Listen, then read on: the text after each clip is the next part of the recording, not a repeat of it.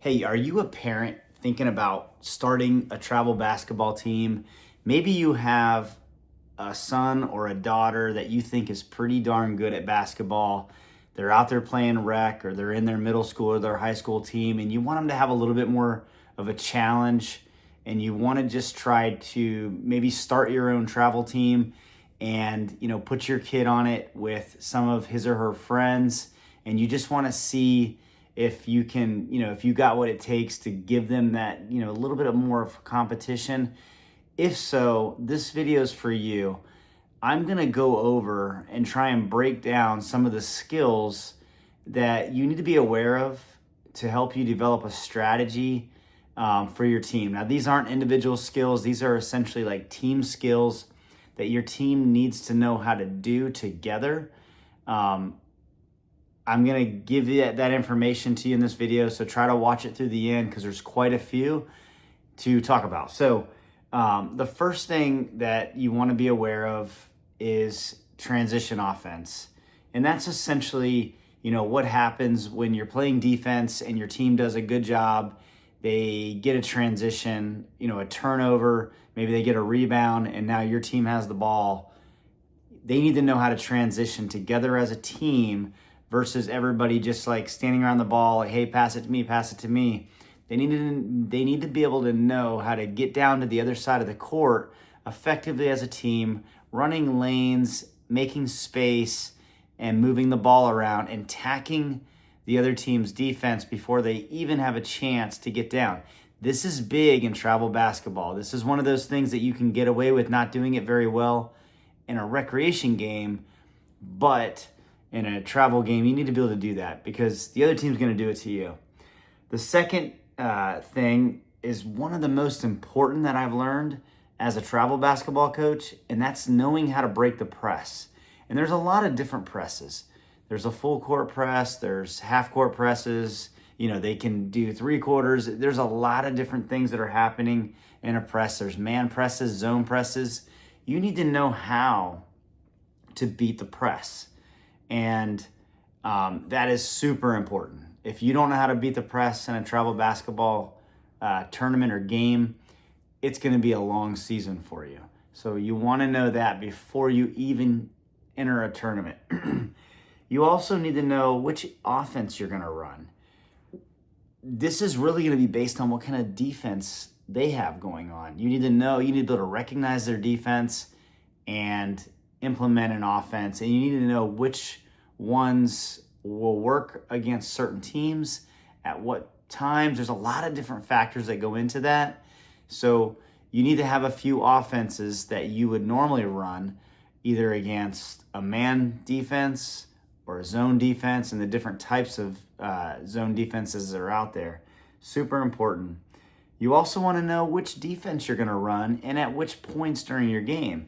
Now, listen, I'm not making this video to confuse you and to discourage you from doing this.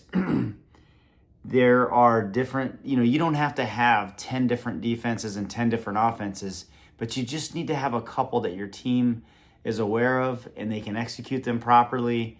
And you need to keep that part very simple and try and do a good job of not overwhelming your players and yourself.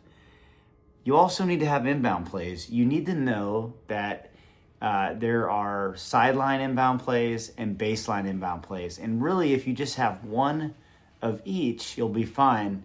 But your priority should really be on inbound plays, under the basket, baseline inbound plays. And then you can worry about your sideline. Your priority would definitely be baseline because there's easy ways to score when you learn a baseline play that's effective and your team knows how to execute it well.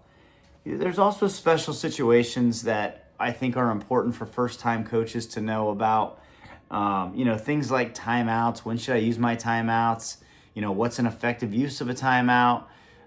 Should I use a 30? Should I use a full? Those are things that, you should know. You should have some sort of understanding. You need to know about clock management and, how the organization that you're going to play in, what does their clock look like? Is there a shot clock? Probably not, but when should I be doing certain things in the game? Those are all important things to know. You need to know what to do when one of your players is in foul trouble, or what is foul trouble? How many fouls should I allow my star player to have, in a quarter or in a half? These are all important questions, and you've got to know the answer to these. Otherwise, you could be struggling to stay afloat in a game in the fourth quarter, and your best player's fouled out, or your best two players are fouled out. These are all things and strategies, information that you need to know to play a basketball game, or to successfully coach a game. And then, of course, you need to have end-of-game strategies. These are all just things to think about. This is very high level. I didn't want to make this video to give you all that information, but I would like to tell you that I did create a PDF. It's like 40 pages, and it covers all of those things that I think a first-year coach needs to at least absorb and try and develop a strategy for your team with just those little bit of things. And I know 40-something pages seems like a lot, but I think if you're that new coach that's thinking about doing this, there's a link to this in the description box below. Right now, I just have it for $4.99. It's not super expensive. If you're watching this video later on, it might be a little bit more. But I designed it really just to kind of throw my ideas into some sort of guide. And it doesn't go super in depth, but it does break down these things to kind of give you a framework. And really what I encourage you to do from that framework is start developing like what your plan is. I do throw some defenses and some offenses that I think you should know. I throw some inbound plays, both baseline and sideline.